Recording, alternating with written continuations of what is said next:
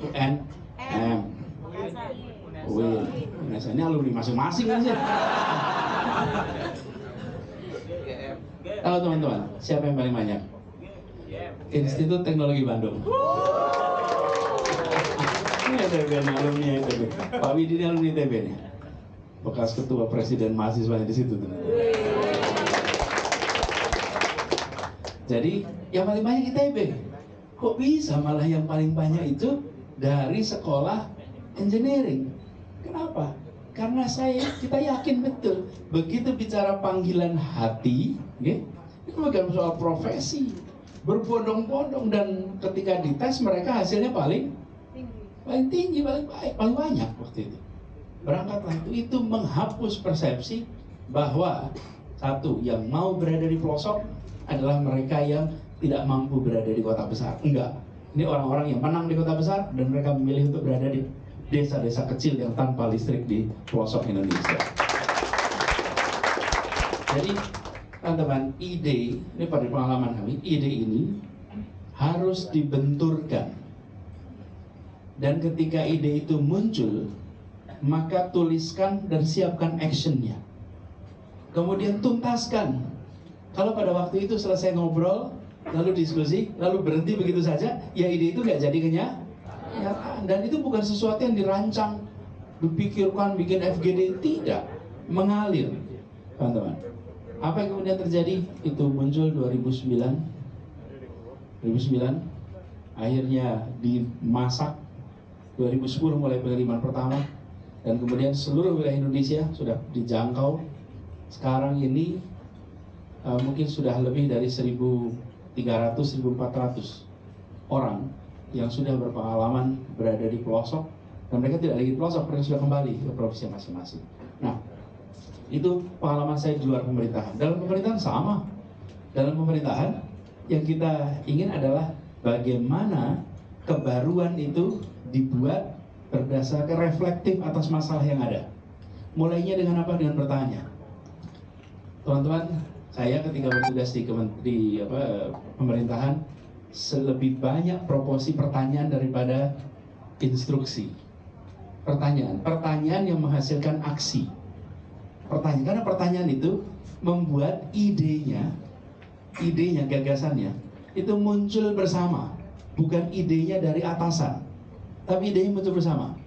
Misalnya pertanyaan sederhana ini, di Jakarta ini kalau sudah ada musim hujan, kiriman sampah dari luar itu masuk ke dalam kota, berhenti di namanya Manggarai. Nanti fotonya di mana-mana tuh. Hari itu fotonya sampah mana luar biasa. Terus saya tanya, sampahnya dari mana ini? Dari luar, Pak, masuk lewat Sungai Ciliwung. Kenapa sampahnya sampai di sini? Ya karena masuk Sungai Ciliwung. Kenapa tidak diberhentikan sebelum masuk Jakarta? Kenapa ya? Ya bisa, ini pertanyaan. Yang ditanya kenapa ya? Ya sini tanya saja. Selama puluhan tahun dibiarkan berhentinya kenapa tidak diberhentikan sebelum masuk Jakarta? Iya Pak, jadi ya coba dipikir, lalu kemudian apa yang terjadi? Sekarang sedang penuntasan, dibangun saringan sebelum masuk kota Jakarta. Lalu tanya, ini Jakarta ini kendaraan banyak sekali. Saya tanya, yang dibangun sama pemerintah fasilitas apa? Jalan untuk siapa? Jalan untuk kendaraan bermotor. Jadi saya tanya, kenapa pakai kendaraan bermotor? Karena itu alat transportasi kita. Jadi sebenarnya saya tanya, alat transportasi apa yang semua orang punya? Ya sekarang semua orang tahu jawabannya kaki. Sekarang serepublik tahu jawabannya kaki. Dan ketika itu pertanyaan pertama kali dilontarkan, semua jawabnya motor. Di ruangan itu jawabnya motor. Yang semua orang punya apa? Motor. Terus saya, masa sih motor? Iya motor. Jumlahnya sekian. Terus saya jawab, bukan motor, kaki. Seruangan tuh kayak, hah? Kaki? Iya, kaki. Kenapa kita tidak bikin fasilitas untuk pejalan kaki? Karena kita selalu berasumsi yang namanya alat transportasi harus pakai roda. Kalau tidak pakai roda bukan alat transportasi. Ini sering diejek oleh orang ini soal kaki ini. Padahal betul, bukan?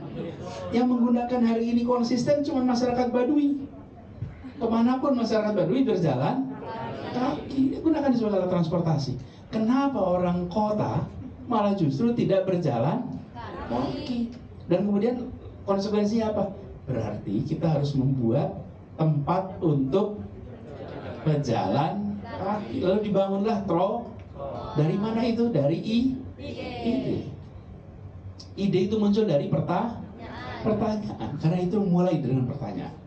Pertanyaan memunculkan jawaban adalah ide yang baru. Jadi teman-teman semua, mengelola lingkungan kita, mengelola masyarakat kita, seringkali bukan dengan pandangan I know everything, tapi justru I ask everything. Saya tanya segala hal, saya tanya segala urusan, dan pertanyaan itu yang akan membuat perubahan. Lalu apa yang terjadi? Langsung kok punya pengalaman, punya pengetahuan, punya jaringan, punya sumber daya.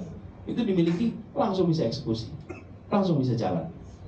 Jadi teman-teman semua, saya berharap dari teman-teman ini, Anda bisa meneruskan tentang gagasan untuk membawa ide ini di dalam urusan-urusan yang lebih besar lagi.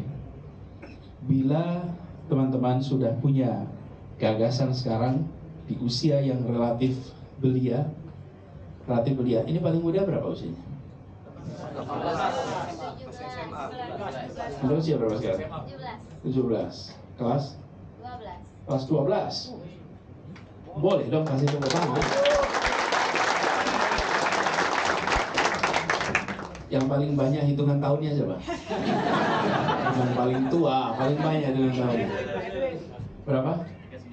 39. Itu Pak. 41. Ini bukan option. So don't need to worry gitu.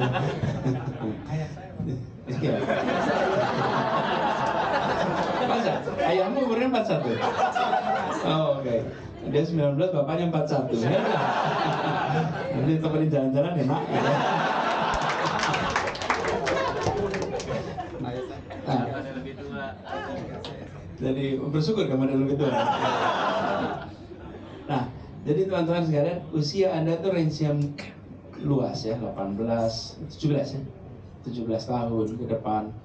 Nah, kami ingin agar apa yang Anda alami selama berada di Jakarta ini, itu Anda gandakan ke depan.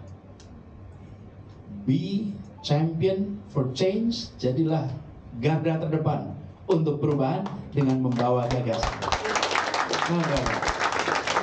Dan teman-teman, membawa gagasan itu tidak bisa kita menempatkan diri sebagai yang paling tahu, yang paling superior, nggak bisa.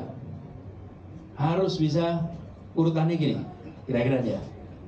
Anda menyampaikan, kemudian Anda menginspirasi, lalu Anda menggerakkan, gitu kira-kira. Keberhasilannya bukan saat Anda menyampaikan, keberhasilannya saat Anda berhasil menggerakkan. Itu keberhasilannya, ketika menggerakkan, dan kemudian nanti muncul tuh yang tadi disebut sebagai output, outcome, impact. Dan nanti akan muncul tuh. Tapi Anda harus bisa menggerakkan. Bagaimana cara menggerakkan, teman-teman? Anda harus dipandang sebagai pemimpin. Harus pandang pemimpin. Kalau Anda tidak dipandang sebagai pemimpin, Anda tidak bisa menggerakkan. Bagaimana menjadi pemimpin?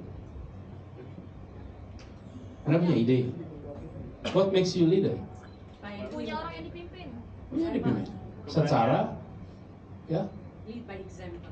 Lead by example, oke. Berikutnya apa? What makes you leader? Jalanin. Action. Kalau udah punya action jadi pemimpin. Berpengaruh. Kalau udah berpengaruh jadi pemimpin. Harus ada pengikut. Harus ada yang mengikuti. Harus ada yang mengikuti secara sukarela mengikuti. Dan sukarela mengikuti itu penting sekali. Soalnya kalau cuma mengikuti tidak sukarela banyak. Nih, pejabat diikutin. Kenapa? Ya karena dia atasan saya. Saya nggak diikutin bisa diberhentiin saya. Tapi mengikuti secara sukarela. Nah teman-teman, biasanya nih yang punya ide itu lebih menonjol. Betul tidak? Oke. Orang-orang di sekitar kita akan ikut bersama bila mereka mendapatkan kesetaraan kesempatan. Jadi, embrace your follower. Hormati, hargai, setarakan yang bekerja bersama dengan Anda. Kalau nggak akan bisa. Dan pemimpin muda itu disebut pemimpin bukan bila diakui oleh orang tua, tapi bila diakui oleh sebayanya. Itu anak pemimpin muda. Ya. Kalau kanan kirinya mengakui Anda pemimpin, you are a leader. Tapi kalau orang tua yang mengakui leader, Anda pejabat muda. Iya, Anda dipilih aja sama orang tua. Nah ini harus diakui. Nah, seringkali teman-teman, problem dari mereka yang punya ide usia muda selalu mau menonjol sendiri. Okay? Lupa bahwa ini harus dikerjakan sama-sama, harus sama-sama. Dan pengakuan atas Anda jangan Anda harapkan diangkat secara lisan di depan Anda. Jangan berharap. Pengakuan itu dari Anda diikuti, bukan Anda dipuji, bukan Anda diapresiasi terbuka di depan Anda, bukan. Ketika Anda diikuti, that's it, itu pengakuan. Jadi saya sering mengatakan kalau ada ide yang kita kerjakan di Jakarta ditiru tempat lain, walaupun tidak mengatakan meniru, nggak apa-apa. Itu sebenarnya pengakuan bahwa ide kita benar, ide kita bagus, nggak apa-apa. Ya.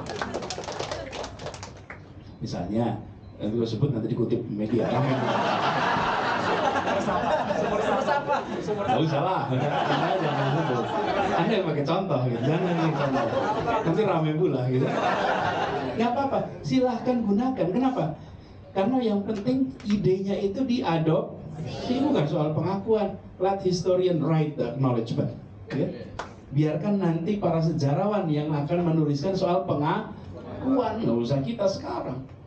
Jadi teman-teman, saya ingin pesan pada semua, nanti Anda pulang, Anda bekerja, Anda berkarya, ingat bahwa Anda punya gagasan, Anda punya ide, tapi Anda harus merangkul semua. Dan untuk bisa punya orang yang mengikuti, apa syaratnya? Percaya. Oke. Trust, percaya. Trust. Kalau Anda tidak dapat trust, Anda mungkin. Apa trust itu unsurnya? Integritas. Pinjam flipchart dong.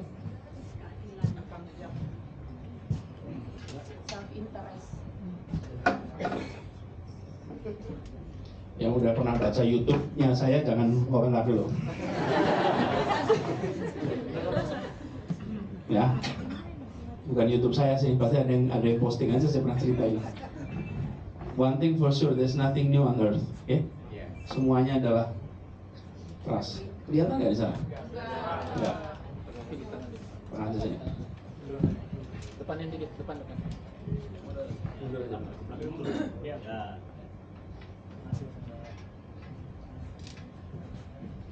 Jadi trust sama dengan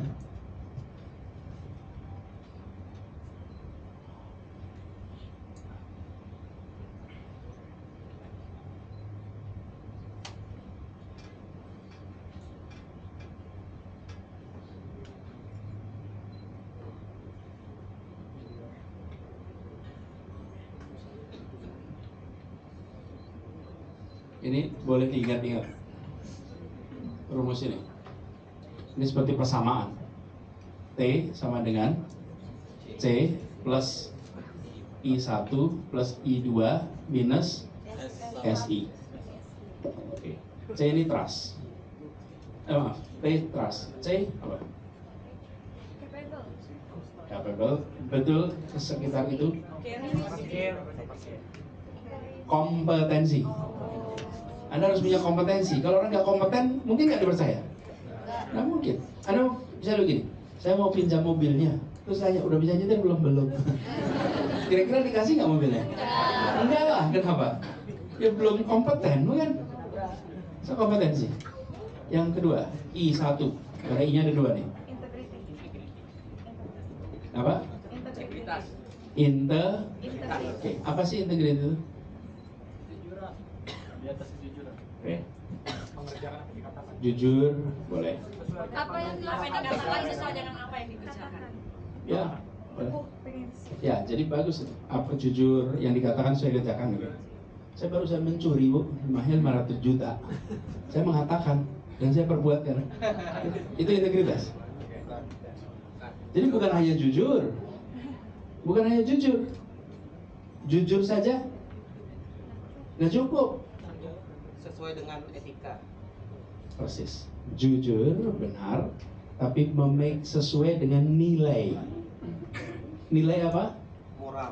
Nilai moral dan nilai kepentingan publik. Jadi berintegritas itu is not honesty, lain. Kenapa disebutnya integritas coba? Kenapa disebut integrity? Apa sih artinya integrity itu? Apa? Ya integritas ya integrity lah gitu. Terjemahan. Ya, apa itu integrity? Integriti itu seperti jam dinding, Pak Anies. Apa tuh? Dia tetap berputar meskipun tidak dilihat. Jadi jam. Hah? Maksudnya dia tetap bergerak, bertindak dan berdampak meskipun tidak dilihat Iya. oleh orang lain. Ya, tapi itu mengilustrasikan Ya. seperti apa kalau orang punya integrity. Tapi apa integrity itu? Utuh, ya. Integrity itu artinya, sering nggak dengar integritas nasional? Artinya apa itu? Keutuhan nasional. Integrity itu artinya utuh. Utuh dari apa? Nilainya, nih. Kemudian pikirannya, actionnya itu inline semua. Karena itu disebut sebagai integrity. Jadi orang berintegritas itu kira-kira begitu. Jadi jangan hanya kalau orang jujur. Tidak, jujur tapi menceritakan pencuriannya bukan berintegritas. Ya, ini yang ketiga. I yang ketiga, yang kedua, balik. I2. Ada yang mau tebak? Intelektual, oke, menarik. Jadi kalau pinter, dipercaya. Iman. Ukurnya gimana tuh? Apa? I yang kedua. Inspirasi. Inspirasi bukan. Inovasi. Impact. Bukan. Ide. Impact. Bukan. Buka kamu saja yang lihat itu apa aja tuh. Ini adalah intimasi. Intimasi itu apa? Kedekatan. Saya jadi percaya sama Anda karena saya dekat sama Anda, walaupun tak kompeten. Iya. Oh sorry, Anda nggak kompeten, aku dekat banget, jadi I trust you gitu loh. Sering nggak itu? Sering nggak kedekatan itu mengalahkan integriti dan kompetensi? Sering. Intimacy, kedekatan. Orang dalam. Apa tuh orang malam? Komisaris. Nih, yang kedua intimasi. Ini tiga unsur ini, teman-teman. Tiga unsur ini akan membentuk yang tipis ini. Merah. Yang tiga unsur ini, teman-teman, akan membuat skor integrity Anda, skor trust Anda itu membesar. Betul? Ini kan plus semua tandanya kan? Jadi tiga pertama ini itu positif. Semakin tinggi kompetensi Anda semakin tinggi kepercayaan. Semakin tinggi apa yang kedua? Integrity, semakin tinggi trust. Semakin tinggi intimacy, semakin tinggi trust. Jadi ini adalah unsur pembentuknya trust. Yang berikutnya, ini sebaliknya. Ini adalah unsur yang pengurang. Pengurangnya trust. Namanya singkatannya SI. Apa itu SI? Self interest. Kepentingan pribadi. Ini pengurangnya. Bila yang menonjol adalah self interest, maka sebesar apapun nilai ini akan didiskon oleh self interest. Karena itu kalau Anda bawa ide, maka harus jelas, it's not about me, it's never about me, it's about all of us. Okay? Pesan itu harus ada. Jadi ketika para pemuda itu berkumpul, teman-teman, dan mencari bahasa bersama, kira-kira mereka bawa ini nggak nih? Enggak. It's not about me. It's not about me being Javanese. It's not me being Sundanese. It's not me being Minang. Betul tidak? It's about us. Itu sebabnya kenapa mereka punya trust yang tinggi. Ini teman-teman, ingat-ingat nih, Anda akan bawa ide nanti. Kalau dalam ide Anda itu unsur SI-nya kegedean, you will not be trusted. Anda nggak akan dipercaya. Dan saya beri contoh, ketika kami memunculkan Indonesia Mengajar, memang pada tahu siapa yang merancang Indonesia Mengajar. Itu merancang orang-orang nggak pada tahu. Yang kelihatan siapa? Anak-anak yang pada berangkat. Mereka bikin Indonesia Mengajar? Tidak. Mereka guru-guru yang berangkat. Idenya bukan tentang yang membuat Indonesia Mengajar. Idenya tentang anak yang berangkat ke sana untuk mengajar. It's not about me. It's about the village. It's about you, bukan dan kita. Jadi teman-teman sekalian, ingat-ingat ini. Karena yang sering membuat trust level itu drop adalah self-interest. Ini bisa naik turun, ini bisa naik turun. Kalau ini nggak akan turun kira-kira. Sekali Anda punya kompetensi, ya kompetensi itu di situ. Integrity bisa berubah-ubah, intimasi bisa berubah-ubah, tapi ini faktor pemberat yang luar biasa. Malah di sebagian pakar berpandangan ini bukan pengurang, tapi pembagi. Oke, sebagian rumusnya taruh di bawah nih. Saya interest dibagi. Jadi skor itu bisa low sekali gara-gara self interest. Nah, jadi teman-teman, ketika nanti Anda pulang dan membawa ide untuk perubahan, maka ingat-ingat kata kunci namanya trust. Baca ini ya. Baca. Trust ini serius diperlukan sekali. Dan ketika kita punya trust yang level yang tinggi, sesudah Anda punya ini, Anda akan diikuti apa aja. Anda akan diikuti apa aja. Bisa bikin ide lagi, ide lagi, ide lagi. People will follow you. Kenapa? Karena mereka sudah percaya kepada Anda. Trust levelnya tinggi. Nah, teman-teman sekalian, kami ingin lewat program ini, teman-teman keluar sana dan mengajak untuk melakukan perubahan dengan bawa ide. Namanya aja bawa ide, bukan? Ini harus diteruskan. Harus diteruskan, dan kita berharap nantinya di lewat jalur pemerintahan ataupun lewat luar jalur pemerintahan, ide-ide itu bisa membawa perubahan untuk masa. Itu yang kita inginkan. Jadi tugas berikutnya itu membuat ini menjadi karya nyata. Jangan berhenti pada ide dan gagasan. Ide harus mengubah dunia, tapi tidak otomatis dia bekerja mengubah dunia. Dia perlu orang untuk melaksanakan itu. Teman-teman sekalian, itu yang bisa saya sampaikan sebagai pemantik di sini. Kalau ada yang mau komentar, ada itu boleh, silakan. Wih, luar biasa semuanya. Maluku Utara. Sulawesi Selatan. Jabar. Sulawesi Selatan, Pak. Gini, Dari Maluku Utara. saya akan hitung nomor 5. Saya nggak tahu nomor 5 berapa. Enggak, angkat tuh tangannya. Oke, 1, 2, 3, 4, 5. Ini nomor 5.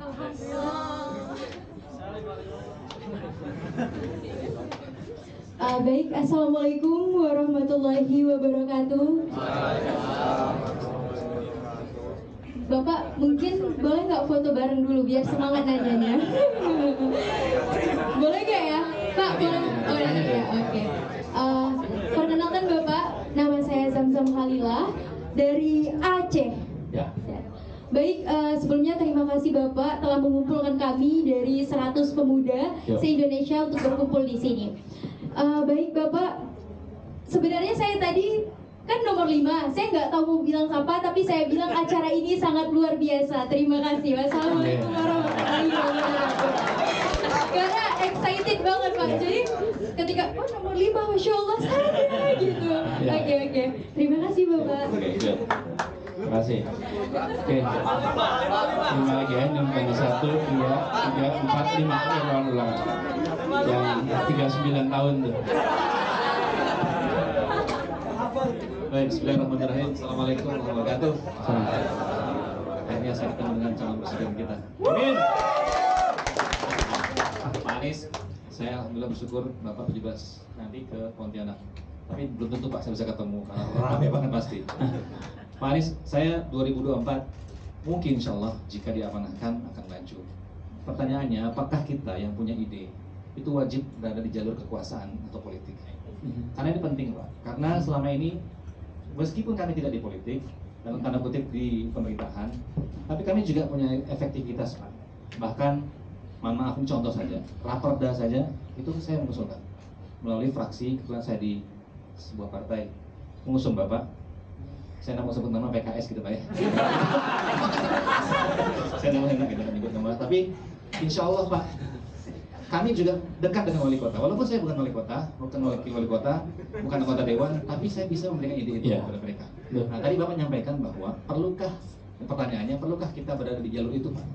Dan apakah politik menjadi jalan untuk kita betul-betul bisa membawa ide itu menjadi perubahan untuk rakyat kita? Makasih. Assalamualaikum warahmatullahi wabarakatuh.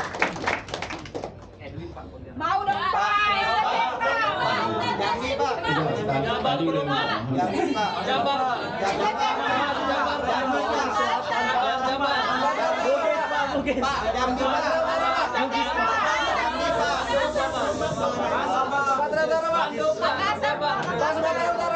Pak, jangan baju biru. Ya, Anda.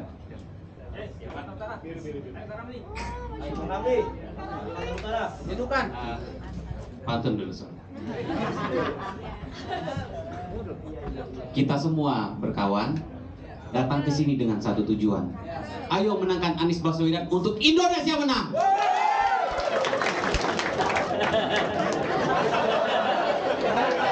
Baik, terima kasih banyak Bapak. Ini merupakan pertemuan kedua. Pada tahun 2017 saya mengikuti kelas Bapak di Forum Indonesia Muda, saya angkatan 19. Wow. Terima kasih banyak. Saya Ramli dari Nunukan, perbatasan dari Nunukan, Provinsi Kalimantan Utara yang berbatasan langsung dengan Indonesia dan Malaysia. Sebelum ini lebih menyuarakan aspirasi Bapak ya. Sebelum kemerdekaan sampai hari ini di perbatasan khususnya di Nunukan, Kalimantan Utara dan sekitarnya itu belum terperhatikan dan belum tersentuh sama sekali, walaupun infrastruktur itu sudah terbangun. Yang kita inginkan di perbatasan adalah bagaimana kami sebagai SDM yang dibangun, bukan infrastruktur sebenarnya. Karena banyak potensi-potensi yang bisa dilakukan di sana. Nah, pada akhirnya sempat saya membawakan video bahwa Indonesia di dadaku, Malaysia di perutku. Dan ini menjadi sebuah kenyataan yang nyaris sampai hari ini masih terjadi.